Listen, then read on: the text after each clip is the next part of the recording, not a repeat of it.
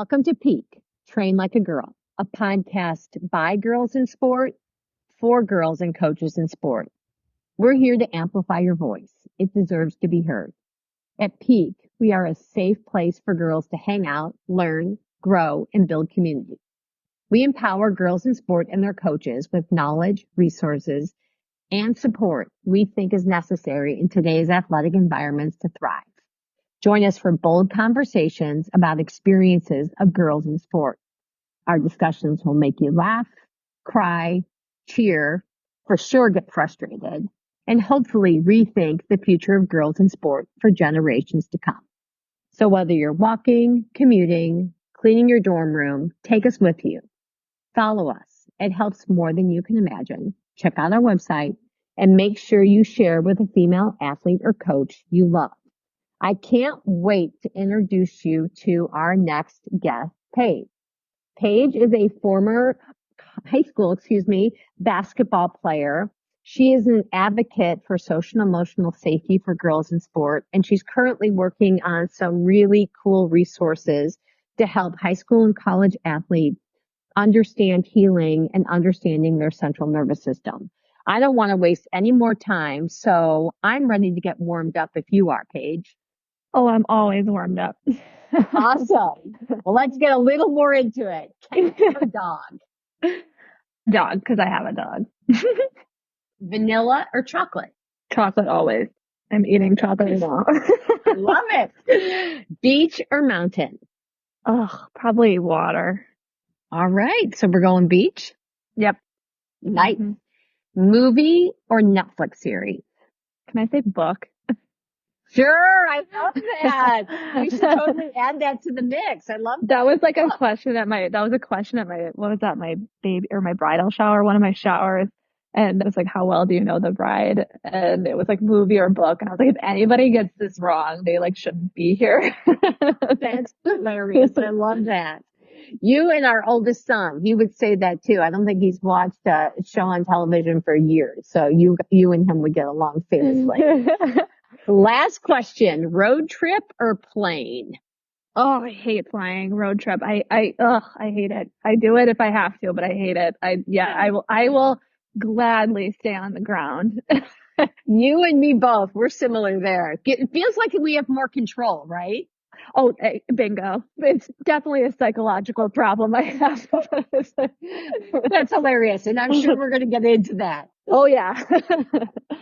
So why don't we start just getting to know you a little bit? Tell us a little bit about your story surrounding sport. Oh, yeah. It starts really early in my life, probably earlier than most, I'd say, that didn't play or go to the Olympics. I'd say I started USA swimming when I was 6. I had 2-a-days at 7, and I hated swimming. I never asked to swim. I asked not to swim, actually. It was never up to me what I got to do, which affected me in many ways as I got older. But swimming was really a tough sport, and it's impacted the way that I live my life still today, and I've had to walk back a lot of it. But I swam club swimming, so 6 until I was like 12 or 13. And then I started playing basketball like full time, we'll say. But swimming really was tough because I never got to like just go home after school. I always had practice. There was never a point in my life where I didn't know what it was like to go home and not have practice, even that early in life. So that wasn't ideal for me. I'm someone who really likes to have space to create, to relax, and really did a number on my nervous system.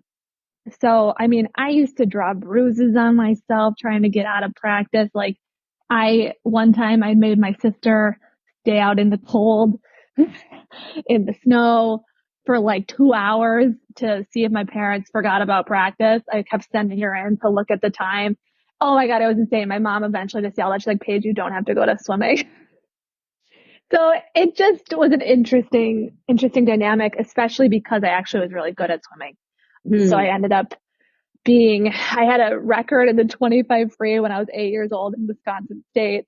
I just It was really tough because I was really good at it and I just loathed it. Oh, it was terrible. Mm. And so eventually I played other sports. I played volleyball, I did track and obviously basketball and softball, but I always had swimming because USA swimming is year round and a lot of the kids that do it do not have other sports. So I got like bullied for missing two-a-days and things like that. That was fun.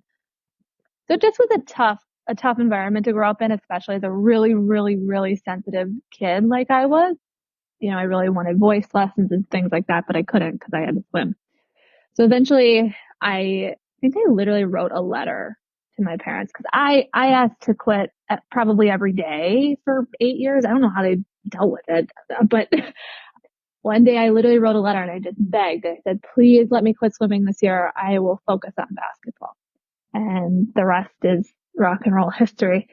And so basketball became my main thing, actually became my life, my identity, everything. I did AAU forever, tons of AAU, tons of teams. And then I actually ended up getting recruited by a private high school coach to play at a nearby high school. I was going to go to the public school in my town. And it actually ended up being a really good thing for me. The school was the spot for me. I don't think I would have done well in other schools at a bigger school, but it was tough. I had a lot of pressure on my shoulders. People knew who I was because I was the kid they brought in to play basketball, really. And at 14, that's a lot of pressure. I had a scholarship and it was tough. And at the time, they had poured a lot of money into the boys athletic program. And so I was one of the first athletes on the girls side to be getting money to play there. Mm-hmm. So a big honor, yes, a lot of pressure for a girl with problems at home who had been under pressure since birth, basically. So it was a tough go of it. And I didn't super love basketball either. I just didn't know if I had anything else I could do with my life. I thought it was my identity.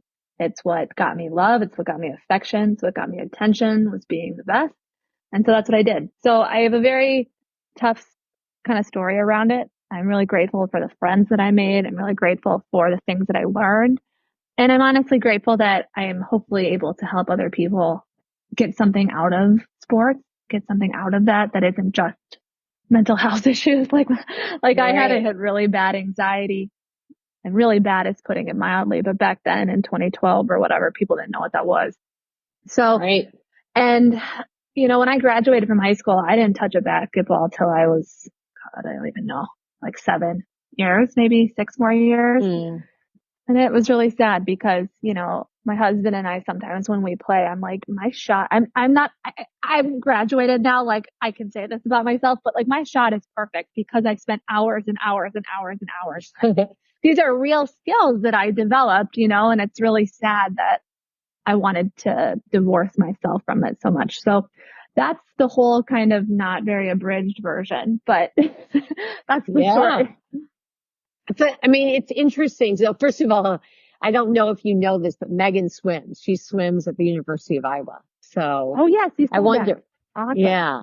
I don't know, Megan, did you have any, I know you didn't have similar experiences, but did you know other kids that just kind of dreaded, getting up at, 6:00 in the morning and being in the pool and late at night? Could you sense that from other kids you swam with? Definitely, yes. I would say it was either I feel like you loved it or, this wasn't really your thing, the cold, the early mornings. So that's completely understandable. Mm-hmm. Yeah, I think that's true. And I think because I swam also in a similar situation at a young age, and the same thing. It was 2 days before school. I don't think I was very good, by the way. It was, I think, anyways, that's a whole nother story. But the point is, I didn't want to be there, but you could really sense that. You could sense there were kids that really kind of took to the water. And then there were people like me that were like freezing before they ever stepped in the water. So, which is, just completely interesting. I do want to talk a little bit because I want to make sure that we're clear with people when you're talking about getting scholarship to play or money to play high school basketball. Someone was paying your tuition to go to private school. So I just want to make sure, is that correct? We're being accurate there, right? It was a grant. It was like part of tuition. Yes. Yeah. Yeah. And So, and I'm not sure people realize that if, public school is out there, but private schools do cost money, and sometimes they can quote unquote recruit, and they're, part of the incentive is, let's say it's, $20,000 to go to school there. They're going to pay half your tuition. You're going to come and you're going to get to focus on this thing called basketball. I mean, correct. It'll present you with more opportunities down the line. Correct. And I think on its face, they couldn't say it was an athletic scholarship. And it also was technically academic. I did do very well on the test.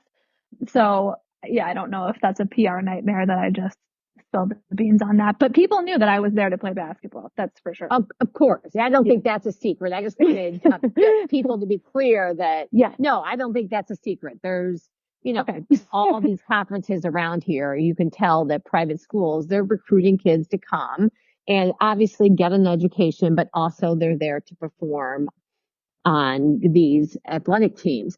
I think the other thing that's interesting that you talk about is the pressure of a high school athlete is significant. I don't want to downplay that. I think that there is this significant, not only just to win, but then also all this energy is being pumped into you so you can go on to do something else, whether that's to perform at the college level or perform at the professional level. And you do see, one of two things happen. You see kids that, for lack of a better word, suck it up, buttercup, and then they go on to college or professional sports and that is their life and they live that lifestyle.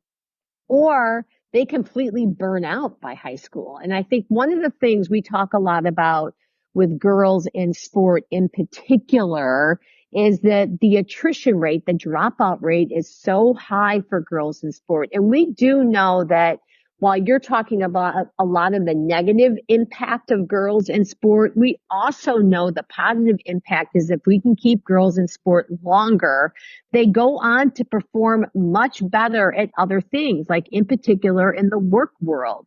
So what do you think some of the things that we could be doing as coaches to help recognize athletes are suffering from anxiety? They're also, suffering from lack of balance, for lack of a better word, with sports and social life. It sounds like a lot of your pressure didn't just come from coaching staff. It sounds like a lot of your pressure also came from home. Well, yes. Pressure came from the coaches. Pressure came from my parents, my lifestyle. It was a lot, like looking back. And yeah, it's like honestly hard to talk about sometimes. Like I can't even imagine. I have a daughter now and I'm like, if people ever treated her like that, it would be so tough. And I would never let it happen. Let me be clear. Yeah. But I think the biggest thing that I had to say about coaching, and this, people don't like when I talk about this, but it's the truth. Anything that you're preaching or anytime that you're interacting with people, you're projecting what's happening inside of you onto them. So if you're coming down on a kid really hard on something, if you're talking about their character, you're making big grandiose statements about them as a person to maybe an assistant coach or maybe the whole team, which used to happen on my team, that's something going on within you. And maybe you're a really good coach. Maybe, you know what I mean? Maybe you're really kind to your athletes. But if you're noticing what you're saying, you have to really look inside, because whatever is in your heart, whatever is in your life, whatever is in your mind is going to be what you're saying to them and what you're projecting onto them. And these kids, high school, college, are so impressionable. And whatever you're downloading into them, that will likely become part of their internal voice, whether that's positive, negative, what have you. So if some kid on your team is struggling with something, step one is to look within you. What have you been saying? How have you been acting? What behaviors, what mental talk have you been modeling? Have you been playing favorite? Have you been openly yelling at one kid more than the rest? Have you been talking about things that are beyond sport? Like I said, their character, their worth as a human. I mean, their weight. Hopefully, people get this by now, but that wasn't something that was off limits when I played. And it was such an unhealthy, toxic environment. And I hope that things have gotten better. But people who will be listening to this podcast are people that care about this stuff. And so I think the biggest thing is when you're seeing someone struggle, again, look within you. Okay. What's been going on internally for you? What's been going on in the ether around your team? You know what I mean? Maybe something's happening. And I always suggest that you see them as human. They're kids. You know, I think that there's a weird thing that happens when people get in positions of authority. They think that they're gonna impose their will, their life beliefs onto these kids because they think it's the right way. You know, coaching is an ego trip. It just is. Like, even for the most unegotistical among us, like, you are being exalted to a position of influence. And so it's important to understand that we all like to hear our own voice, right? But sometimes you need to listen and to remember that these kids have so much going on. You know, adults have so much in their daily lives. Kids have a ton too. And don't just pay it lip service. I remember my coach saying like, "Oh, kids have so much on their plate these days." I was like, "Then why are you so terrible?" Like, I remember thinking that. Right. I was like, "Then why are you such a psychopath? Like, if you know that, you should do something about it." And so again, it's an inside job. Coaching, like everything in life, is an inside job. So always seeing like how you're reacting to them and just listening to them without an agenda. You know, you're not going to be like, "Oh, well, it's going to make you tougher." Like, stop with that stuff. Like, that's right. No, we don't need that anymore in the world. And in all honesty, the world is changing so much. The workforce is changing. I remember, I don't know if people remember this stupid quote was a big thing when I was playing. It was like, I can't even say it without laughing. Uncoachable kids become unemployable adults. I've never heard that. Oh my God. I was like literally the whole grandiose big declarations about what kids were going to do with their lives based on that practice that day. Like, we had that all the time. And they used to get like, how someone acts on a court says a lot about them as a person. I'm like, sometimes I don't write very well during the day because I'm tired and I have a life. That doesn't mean anything about my value as a human. But at the time, that's what was beat over our heads. And so I think a lot of that stuff is just so damaging when you're starting to make any type of insinuation about their worth, their work ethic. You know, you have to be really careful there because these are the voices that particularly girls will take with them into their lives. And then they have daughters and sons, and they're usually not very kind to them because the world wasn't kind to them either. So this is a really vicious cycle because it all involves the nervous system, what type of programming, what type of messaging we put into it. So that's what I always really impress upon coaches. It's like, you know, you gotta check your own voice because you really need to come from a good place and from a place that isn't all about you, you know? Yeah. I would agree with that. And I want to come back to the nervous system piece because I know that's something you're really working hard on. And I want to make sure we give some light to that. But I do want to circle back and talk about, I hear what you're saying about the coaching. And listen, we're here to educate coaches. And one of the things I believe is that you can't be a good coach unless you have the information, education, and resources to be able to do that. And some of my big things and the reason we're showing up here is that particularly for girls in sport, it has been one model, and that is boys basketball and football, you know, and everything else kind of fits into that agenda. And that's not the way it works. You can't coach a girl the way you coach a boy for many, many different reasons. Boys don't menstruate, girls do. Boys don't have breasts, girls do. I mean, there's a million reasons, right? And the other thing is that even as you're saying some of this stuff, you know, some of it is different. Like I don't even know what I would yell at an athlete. I coach cross country, I coach running. I mean, what would I possibly yell at an athlete, right? Like, different than basketball, right? So some of it is, you know, when you're trying to apply all of these, you know, these quotes, you know, and trust me, I've been around enough, you know, ADs where they're regurgitating, you know, men's basketball, you know, quotes and men's football quotes. And they're not applicable to me or my sport at all, by the way. I don't think we're one quote away from being exceptional. Like that's just not the way. I don't think the world works that way. And I hear what you're saying there. And I think you and I are on the same page there. But I want to pause for a minute, and I want to keep going back because I'm having this situation, and inevitably we have a situation every year where you can tell that some of the issues that are happening with an athlete are stemming from issues that are happening in the home. And there are boundaries. There is only so much we can be doing as a coach, but when parents are interjecting and they are the toxic piece of the equation. And, when you're coaching a team, whether it's 60 kids on a swim team or, 15 kids on a basketball court, you are responsible for making everybody's experience good. And when 90% of your effort is going towards one athlete because of their caretaker or parent, that's a really tough way also to try to navigate a situation. So what is a parent's responsibility in all of this, I guess, is what I'm trying to ask you.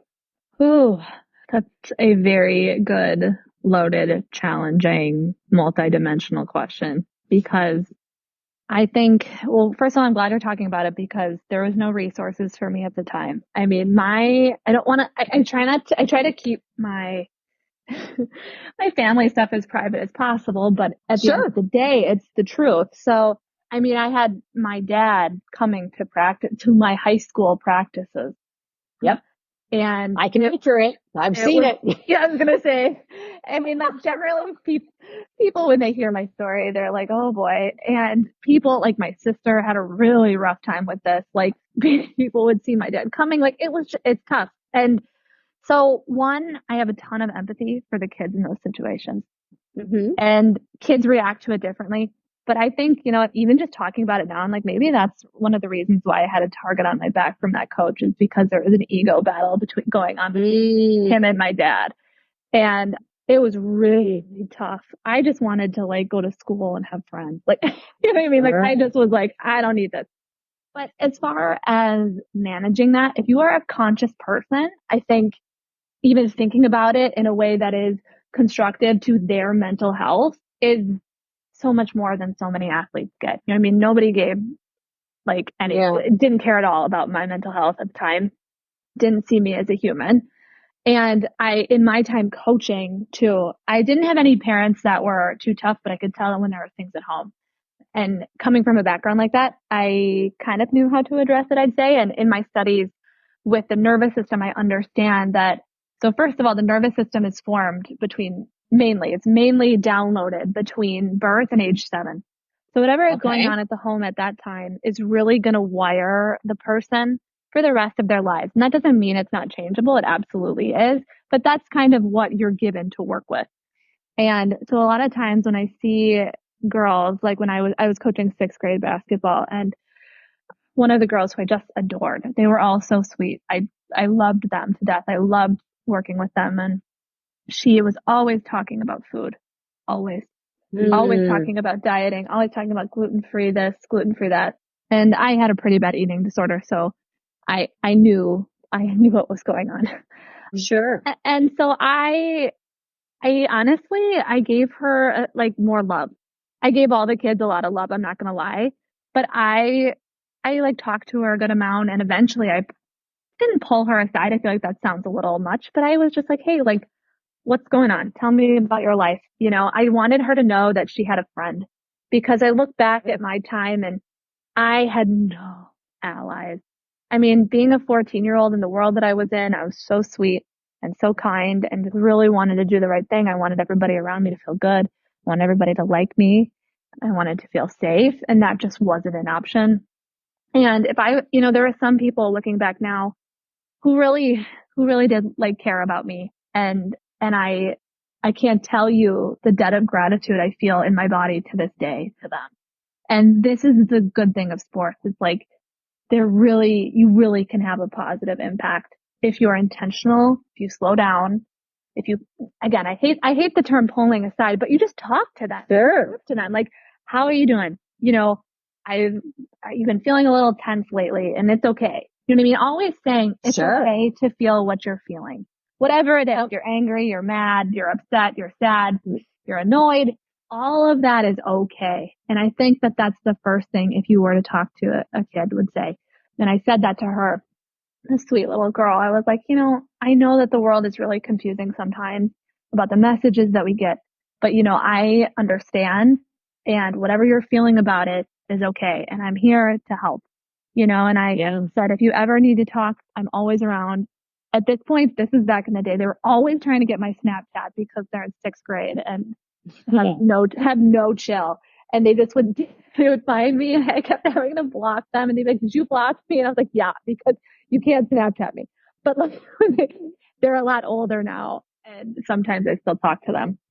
And that's so awesome. Because I cared about them as individuals. It wasn't being like, this is my philosophy on life, kid. Like, I think that you should only eat gluten on Fridays or whatever. Like, I just wanted to listen to them. It wasn't about me imposing my will on them. It just was about me being a friend and being someone who actively cared about them.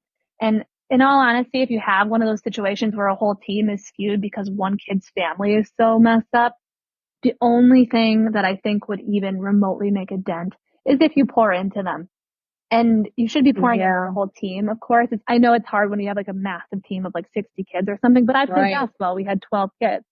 And I was a big part of that roster, and in all honesty, kind of where I went, the team went. So, and I was acutely aware of that. But, even I'm talking about it now, I'm like, all those other creepy dynamics that play between the men in my life, I was not aware of at the time. But I think the big thing always is making sure people know that you care about them and that you're not and not in like the old school boomer way where you're like, I care about you, so I'm going to hurt you. Like, like I got that a lot. I mean, genuinely caring about them as humans and not coming with your agenda, but just listening to what's going on in their lives, because you'll see what's going on, and you also will likely soften them. Like, I had hardened my heart against the world and especially against basketball. But if I had felt that there was somebody who had my best interest at heart, things could have softened and gotten a lot better. So I think when kids have one ally in the world, things can really change for them. And it can also really change for your team, because that person feels safe. And when one person feels safe, I really think that has a cumulative effect on the rest of the team. Yeah, I agree with you. I think that was really, really profound, really well said. One of the things that we talk a lot about with our athletes is, every emotion is a valid emotion and you should feel all of your emotions. Mm-hmm. And I ask now if an athlete wants to or can compartmentalize, can you compartmentalize and be able to run this race? So basically I'm asking them, do you want to run the race? Which I don't do anymore because I don't want to give kids the option to opt out so easily. I want them to really be thoughtful because I think a lot of times when something happens that they can't control and the option is to not do something, they actually feel less and less in control. But when I found that if I ask them, can you compartmentalize this or do you want to compartmentalize this? And we explain what compartmentalizing is, it gives them power again. And that's what it comes down to, right? I guess we talked about that in the beginning. Would you rather get on a plane or drive? And you and I are both like, no, I want to be in control. I want to drive. So basically you're giving them the power to control the situation. And it doesn't mean that they are going to perform well that day, by the way, but it means that they own the process. And I think that is super important. So I think that that summary of all of that was really good and, pouring into people. And I pull, and again, maybe not the right words, but, taking people aside all the time. And that's one of the beauties of coaching cross country. Not so easy when you coach swimming when they're underwater the whole time or basketball, but there's a lot of opportunity to talk when you're running cross country. So that's one of the nice things. So let's go back and finish talking about some of the work you are doing specifically with the central nervous system for girls in sport at the high school and collegiate level. Yeah, absolutely. And like you just said, like when you were talking about that, saying, can you compartmentalize? These are life skills. You know what I mean? Like me sitting and hating my life for 4 years, for 6 months out of the year, that's not a life skill. All I learned was how to ride my central nervous system. That's not a life skill. If anything, that's a very detrimental skill that actually took like the whole thing. But, it was a really, really tough road to walk. And so learning these skills, like that's why I love sports. It's like there are so many life skills that can be taught and shared. And that's why I'm so passionate about the nervous system in general, but particularly for athletes, because the nervous system is so sensitive for so many people. And it's supposed to be sensitive. It's designed to keep us alive. And in sports, you're almost put into situations that feel life or death. Like when I used to listen to the anthem before my basketball games, pretty sure that's what gladiators felt like walking into the Coliseum. Like I literally felt like I was going to die. And that is such a horrible way to live your life. And I know that sports run on adrenaline. You know what I mean? You're not going to play basketball with no adrenaline in your body. It's just not going to happen. But it's so important to know how to come back down. Same thing with cross country. Get hyped up for a race. You're running. It's a tough race. You know what I mean? You got to learn how to come back down, because in life, you're going to have situations that are tough to handle, that are uncomfortable, that are loud, that are prickly, that you're just like, ugh. And you have to know your limit. You know what I mean? Right. I have a baby. She's 1. And when she's screaming her head off, I know the tells in my nervous system when I'm like, yep, I need a break. You know what I mean? Like I know the tells in my nervous system when it's detrimental to my mental, my physical, my overall health, and the health of my family and my, the people around me. Those are the things, these are life skills that we can take the rest of our lives. So that's what I'm doing when I'm working with high school and college athletes. I'm teaching them what the nervous system is, why it's important, how to use it to your advantage as not only an athlete, but as a human. And that you can take these skills with you into your career, into motherhood, into marriage, into whatever you're going to do, all the above.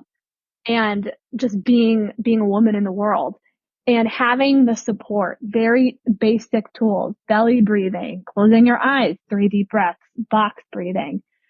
I talk a lot about yoga nidras. Yoga nidras are a really down-regulating practice to do maybe after a big game or a tough practice, something that brings your body and your mind back into balance, because sports are all about almost ejecting yourself from your body. Everybody plays through pain. And how do you do that? You disassociate from your body. But for women, that is one of the worst things you can do. We need to be in our bodies to hear what is right in our intuition, to know if a situation is safe or not. We know that in our bodies. So that's why I'm so passionate about it. It's like girls, women need to be in their bodies. Sports kind of teaches you to jump out of them a little bit. And so when you know how to do both, you're in control. How to come back down. You know how to self-regulate. You don't need to go, drink 10 shots to regulate yourself. You don't need to smoke weed unless, you want to. But you know what I mean? You don't have an external substance that you need to regulate yourself. You have your own regulation tools. You know what I'm saying? Because sports is so intense. Intensity is really tough on the nervous system. I think of, sometimes my sister and I talk about this. We walk into a basketball court and I hear the sneakers squeaking and the fluorescent lights and the ball. Oh, it's tough on my nervous system to this day. And if I would have had the tools to integrate that, things probably would have been different. So what I do is I just explain all of that. I give them the tools. I show them how to work with their nervous system. I show them how to use it to their advantage. And not only on the court, like I said, but in life, when life gets loud, here's what we can do about it. Here's how we can love ourselves through it. And you can start with this on a basketball court, on a field hockey field, in a swimming pool, whatever it is. So that's really what I do and what I'm passionate about, and hopefully will, make a difference in that vein. Yeah. It's interesting. When I first started with the program that I am currently with, I started as a yoga instructor. And this has been 15 years. So definitely ahead of its time, to be honest with you. And I think people thought I was coming in to help with quote unquote stretching, and yoga is not about stretching. I mean, like yoga is about breath, right? It is the connection of breath. It is, when you're talking about belly breathing or box breathing or meditation, I mean, that is what yoga is. I tell people all the time, you could sit on a mat, or you could put your legs up the wall, or you could go into child's pose and do nothing else. And you would be practicing yoga, right? The practice of breath, the power of breath. it's interesting. It feels that, there must be a lot of similarities between what you're doing and the practice of yoga. I'm a yoga instructor. So yeah. Okay. All right. I guess I didn't know that. Okay. Yeah. Okay. Yeah. So yeah, very similar. And it's interesting because I would love to, I think the athletes get it after a while, and buy-in. I don't love the word buy-in because it kind of goes back to what you were talking about before. Like, you have to listen to what I'm saying, and that's not the point. But there is a lot of resistance when you first start teaching the practice of yoga. Some of it is probably because it's uncomfortable. No one wants to sit and be seen, and no one wants to hear themselves breathe or have somebody else hear them breathe. I mean, I get all of that. But I also think that we live in a culture where everything is measured. Like, how many steps are you taking? How many shots did you take? How many likes did you get? Where everything is constantly measured. It's hard for people to understand the benefit, the multitude of benefits from just being still. When you think about that. Oh, 100%. Well, and the main thing is that it's biological. So that's another thing that I talk about in my workshops, is that it's a neuroplasticity thing. When you're not used to being still, when you're used to being in fight or flight, when you're used to being in the sympathetic all the time, trying to move into the parasympathetic is like trying to push a boulder up a mountain. It feels awful. And that's why we start slow, close your eyes, 3 deep breaths. It's going to be uncomfortable, but we're going to do it. You know what I mean? And it's such a different it's a paradigm shift. It really is. Sure. Especially for people who live in that nervous system all the time, like I used to. I remember I hated yoga. I used to tell people I couldn't stand it. I needed a real workout. And and so I get it. I get it when people are like, this is terrible. I hate it. Because I did. Because I was so out of touch with my body. I was taught to be out of touch with my body because I was taught to suck it up when I had literally torn ligaments in my ankle. And so, I understand that aspect, and I understand why people have resistance to it. And so for me, my impetus, my objective is just to put it out there for when people need it. I think that people will come to it when they need it. Everybody's ready at their own time, in their own pace. I would not have been ready for the work that I did until how old was I? I think I was like 24 was when things really started to change. And then I really could be myself because it was opening up parts of my body, parts of my life that I had shut off.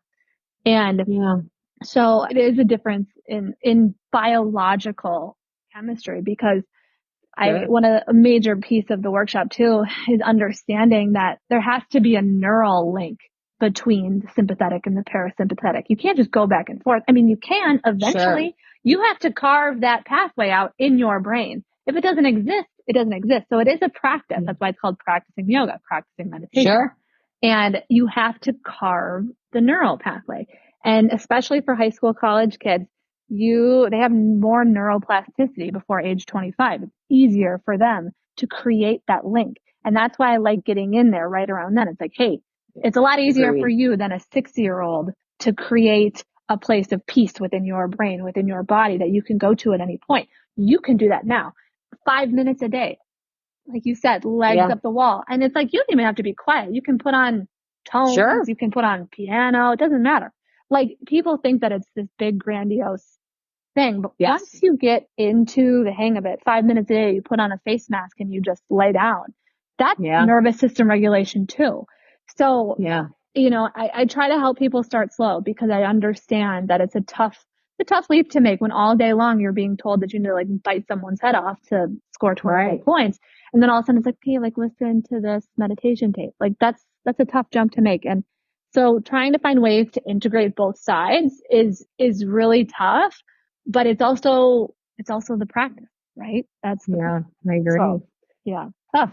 I know we could talk forever, but we do have to get cooled down. But before we do that, Megan, do you have anything you want to ask or any reflections? I don't have any questions, but that was super informative, and I really appreciate you sharing your story. I loved that.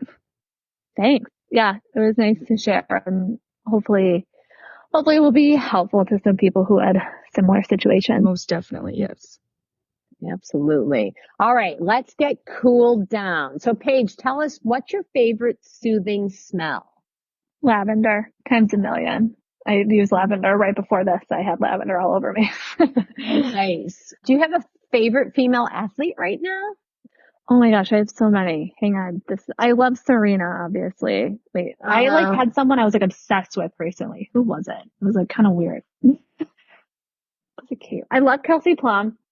I like Asia Wilson, and I love Caitlin Clark. Obviously, I love watching her play. It's really fun. Yeah, she really has, and she's taken a lot of heat. Like she certainly does. Oh, oh, you want to talk about somebody who needs some nervous system support? Every time I listen to people, I'm like, oh, this is a lot. Like I feel bad.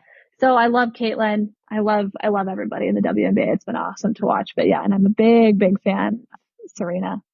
Yeah, I am too. Yeah. And those people have moved mountains for girls in sports. So I agree with that. Mm-hmm. All right. So if talent weren't an issue, what sport would you love to excel in? Gymnastics.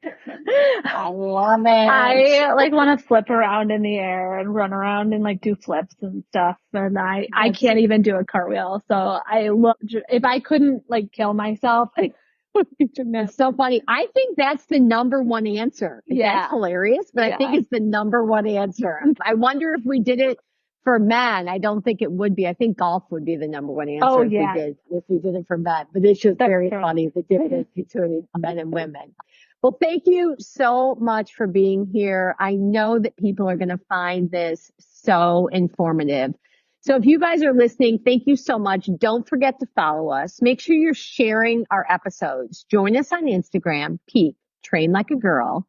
Take a minute to explore our website because we are going to drop all the links to where you can find Paige right there in the show notes. And if